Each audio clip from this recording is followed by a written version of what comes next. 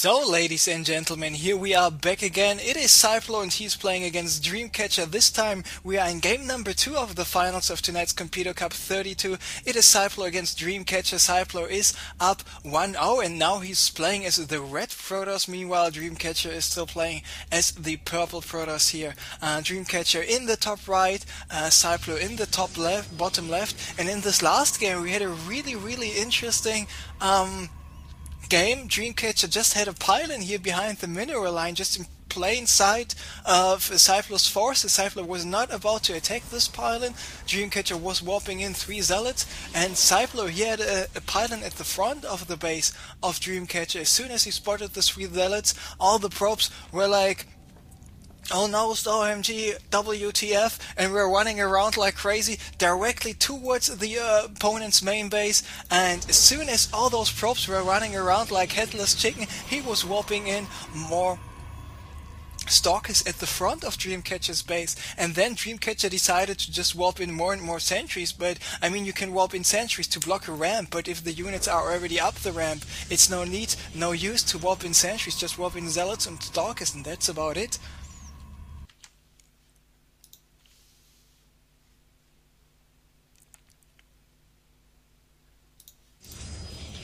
So, yes, Seiplo against Dreamcatcher. Seiplo is up 1 game. He needs to win 2 more games. Dreamcatcher needs to win 3 more games. Fortunately enough for us, this is a best of 5 and not just a best of 3. So, if they want to fight for the 50 euro prize money and the power supply unit, and this is not a power supply unit for a power plant. This is just for the desktop computer. Just 550 watts, not like 550 megawatts or something like this. So, double cybernetics core.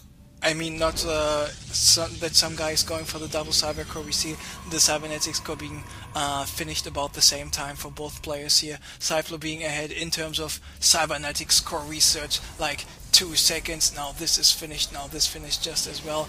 We see the warp gate being researched by Dreamcatcher. Same goes for Seiplo. Let's take a look at the energy. This Nexus is at 28. This Nexus, it is at 80 energy. And Dreamcatcher, of course, with this probe here, he spotted the Nexus. He knew, okay, there's quite a lot of energy still left, but I'm not really sure why Seiplo is now not chrono boosting both his gateway and the cybernetics core. Now he's chrono boosting the gateway, and there is the stalker moving out. Meanwhile, this probe is hiding here on the left. There we see gate number 2, 3, and 4 coming up for Dreamcatcher, so he will go for a standard 4-gate play. Meanwhile, Seiplo is still at the 2 gates, and one of the reasons I switched from Protoss to Zerg was because I just don't like playing PvP. I mean, I'm going for Cannon Rush sometimes, Korean 4-gate, but it is it's just too many mind games. It's just not enough pure skill. It's just decided by build order win, etc., etc. That's why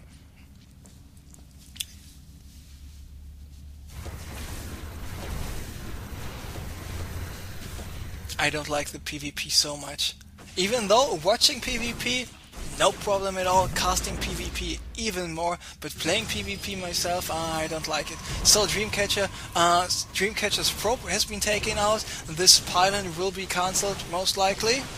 Oh, it actually got taken out. So Dreamcatcher wanted to protect this pylon here with his new reinforcements, but looks like this will not be the case. Seiplo needs to force field the ramp, and he was doing the ramp. Now he just needs to walk away. He needs to warp in another sentry, by the way. Without another sentry, those stalkers will be able to do much more damage. And yes, indeed. Oh, here we have the sentry, and I'm really curious why Dreamcatcher decided not to move up the ramp. There he's warping in more units. And yes, it indeed is the Competo Cup 32, and at competo-sports.org you can check for the replays. I guess you can sign up, you can get more information, and if you want to win some energy drink, something like this, it is called Coke's Line, aka Coke Line, but I'm not giving away free cocaine here.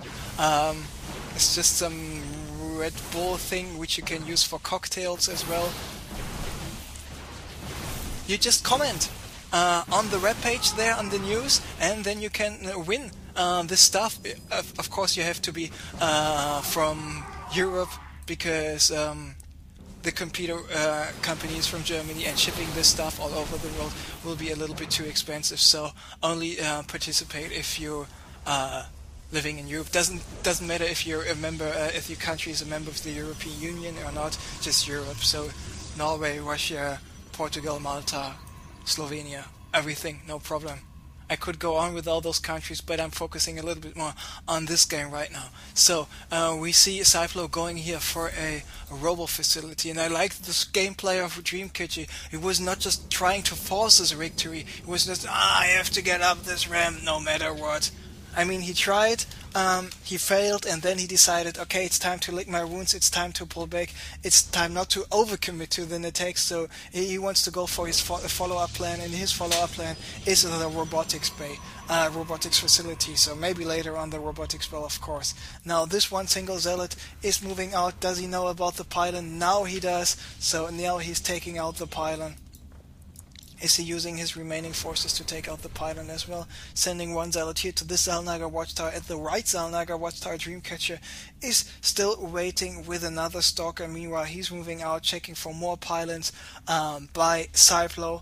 And he's not checking here on the low ground though, but having a proxy Stargate is more common in PvT and PvZ here on Zalnagar. Kevin's proxying his Stargate here on the low ground. So this pylon has been taken out. He should move back with the zealot. What about the robotics bay? It is coming up for both guys. There we see Seiplo is going for it. It will be finished in 20 seconds. And here on the top right we have Dreamcatcher going for the robotics bay as well. But because he lost a couple of more units when he was attacking,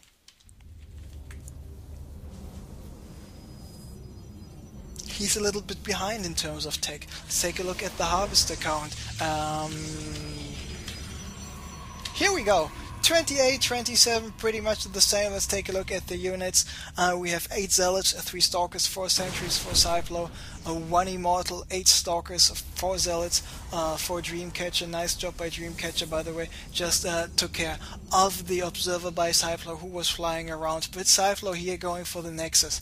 And if Seiplo will be able to capitalize from this Nexus, get some income going, get some units produced, he should be in a good position to defend a possible attack, because yes, he was able to get the robotics bay finished a little bit sooner, and now there's something interesting. He is going for the thermal lens, and of course the thermal lens is an interesting upgrade in PvP.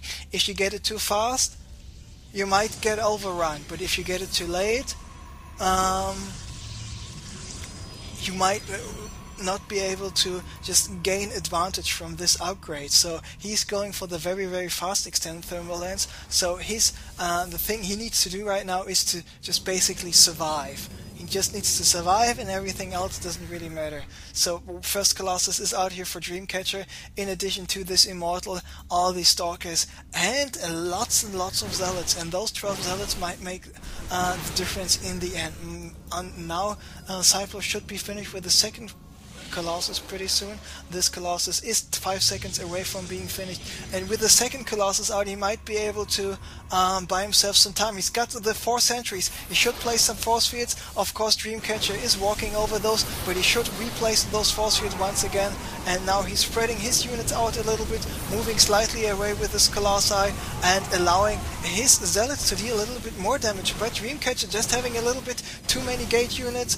Seiplo is forced to retreat here to the high ground, but there are the immortals, there are the stalkers, just attacking even more.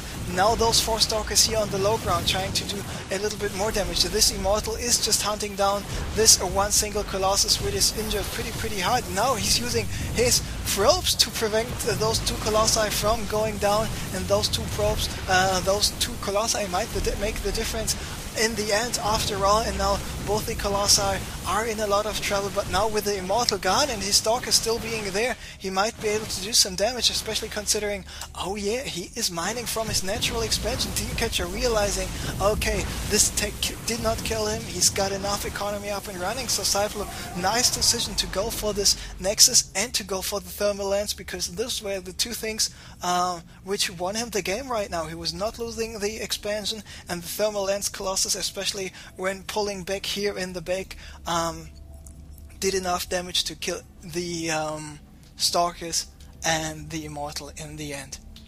So, Seiplo up 2-0, doing a really good job here, showing us how PvP is played. And last time I casted a couple of Seiplo's games, when it was PvP, it was not too good, to say the least. I mean, I know a lot of good PvP players, Insolence, Hasuops, Underdog, those are Europe's really good PvP players. I did not count Seiplo in there, but the 2 games he just played, his decision making, I mean, micro was okay, it's nothing too fancy about his micro, but his decision making, this is what I was referring to, was pretty well done. So, Seiplo just needs to win 1 more game in order to advance to the $50 prize pool and the power supply unit.